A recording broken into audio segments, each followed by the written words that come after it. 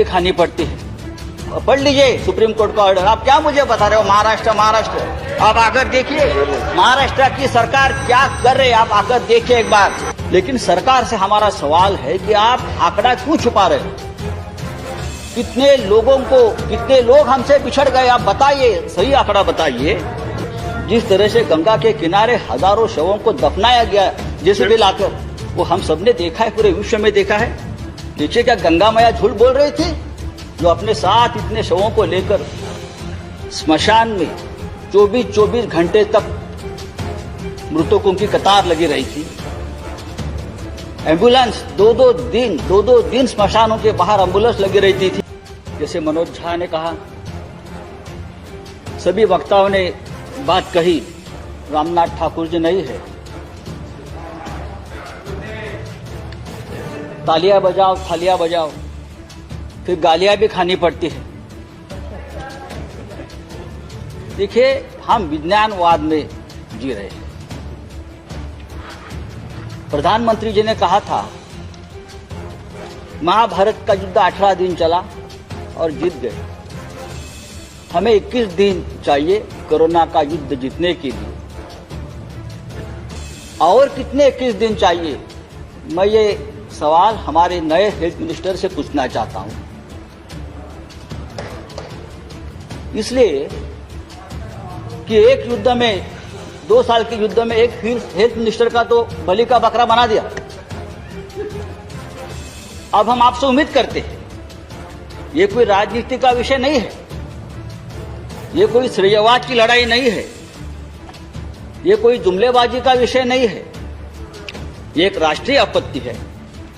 और हम सब लोग, चाहे देश हो, चाहे राज्य हो, चाहे गांव हो, हम सब इस राष्ट्रीय आपत्ति से अपने अपने स्तर पर लड़ रहे हैं। हम सभी ने यहां जो बैठे, हम सभी ने इस काल में किसी ने किसी को, नजदीक व्यक्ति को खोया है। चाहे परिवार में हो, चाहे मित्र हो, चाहे यहाँ के हमारे साथी हो।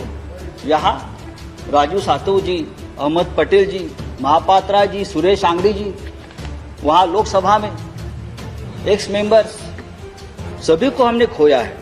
और तकलीफ है, राजू सातव तो 2 दिन पहले हमसे बात कर रहे थे हॉस्पिटल से वीडियो कॉल पे। 2 दिन पहले हमसे बात की उसने। ऐसा मंजर हमने कभी नहीं देखा। स्मशान में 24 घंटे तक मृतकों की कतार लगी रही थी।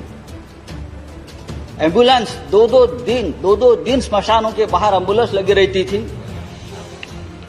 गंगा के जहां गंगा का प्रवाह चलता है, पटना तक,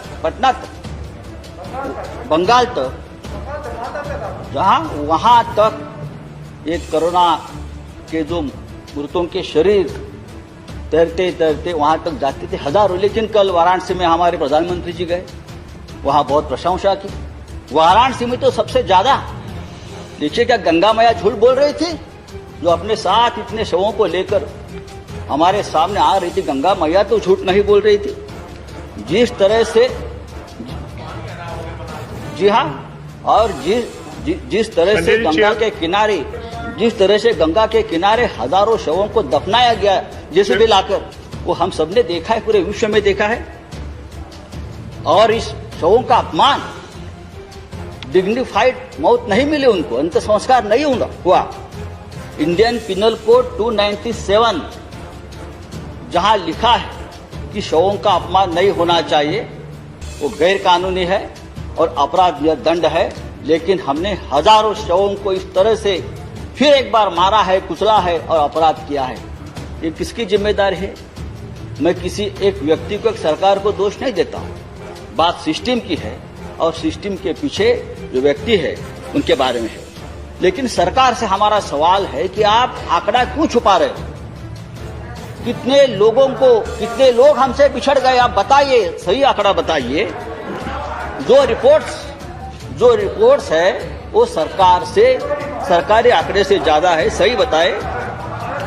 देश में देखिए महाराष्ट्र और राज्य के पास छोड़ दीजिए, चेयर को अटैच कीजिए। हाँ चेयर, देखिए आप उनको बताइए। नहीं प्लीज आप अटैच कीजिए। आज भी लॉकडाउन चल रहा है सर।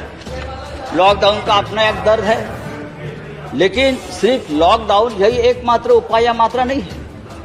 बात अगर हम वैक्सीनेशन की करते हैं तो पूरे अरे महाराष्ट्र तो करेगा, महाराष्ट्र तो सबसे ज्यादा है। सुप्रीम कोर्ट ने कहा है महाराष्ट्र मॉडल पूरे देश में लगाइए, आप लगाएंगे? प्लीज ये सुप्रीम कोर्ट का आदेश है कि मुंबई मॉडल को आप इस्तेमाल करिए। ये मद्रास please, हाईकोर्ट का आदेश है कि मुंबई मॉडल को आप ऑक्सीजन के डिस्ट्रीब्यूशन और कोविड सेंटर के बारे में जो कहा है आप पढ़ लीजिए सुप्रीम कोर्ट का ऑर्डर। आप क्या मुझे बता रहे हो महाराष्ट्र? आप आकर देखिए महाराष्ट्र की सरकार क्या कर रही है, आप आकर देखिए एक बार। संजय जी आप समाप्त कीजिए। तो लॉकडाउन चल रहा है, लॉकडाउन चलता रहेगा, लेकिन मास वैक्सीनेशन नहीं इससे चलेगा। हमारे देश में अब तक कितने वैक्सीनेशन हम कर चुके हैं? 125 करोड़ का देश है, कितने % हम वैक्सीन अब तक कर चुके हैं?